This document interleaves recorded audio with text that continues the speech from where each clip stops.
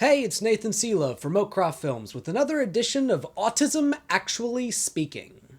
Today's topic is actually a request from a while back, but because we're starting to approach the holiday season, I figured now was an appropriate time to talk about it. Coping with special occasions. Now, if you're like me, then you really like one-on-one conversations, and you're pretty good at them. However, when it comes to larger groups, the rules get a lot more complicated. For example, if you're sitting at a large table for like a holiday dinner, then you might have a lot of trouble figuring out when you're supposed to talk, when you're supposed to let other people talk, what you're supposed to talk about, what conversations to stay away from, who you're supposed to talk to. Yay! Lots of social rules, an autistic's best friend! So I'd like to provide some tips that should be applicable whether you're an adult with autism, a kid with autism, or a parent of a kid with autism and you just want some help figuring out what to do. Number 1. Know the who, what, where, when ahead of time.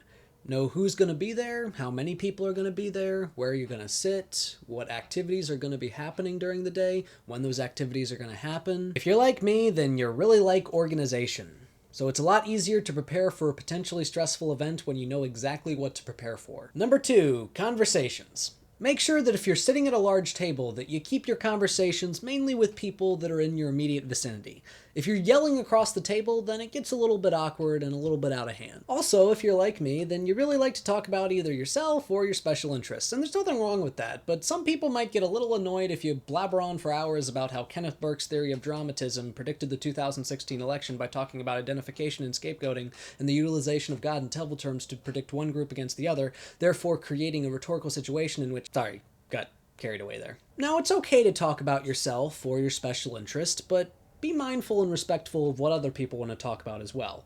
So wait for someone else to bring it up, ask you about your special interest or what's going on in your life, talk about it for a while, and once they stop asking questions about what's going on with you or what your special interest is, then move on and let them talk about something else. Next, make sure that you have an escape plan. Large events and large groups can often be very overwhelming for an autistic, so it's nice to have a place that you know that you can retreat to in case you need to wind down or stem. Also make sure that someone else within the group knows about this so they can either cover for you or help get you there. Another tip that I have is to try to sit with people that either share your common interests or at least know enough about them to have a conversation with you about them.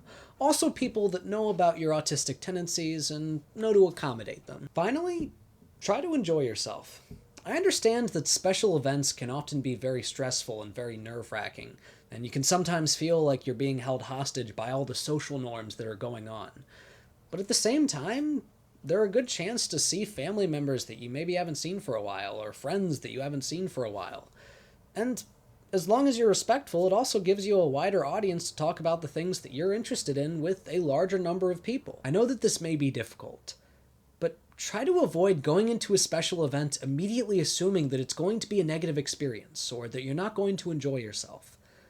The point of a special event is to celebrate something, to have a good time. And that may be a challenge for a lot of autistics.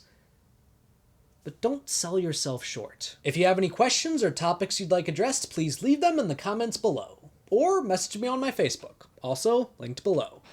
And remember, if it took you 4 years to replace a pair of shoes that looked like this, you might be autistic.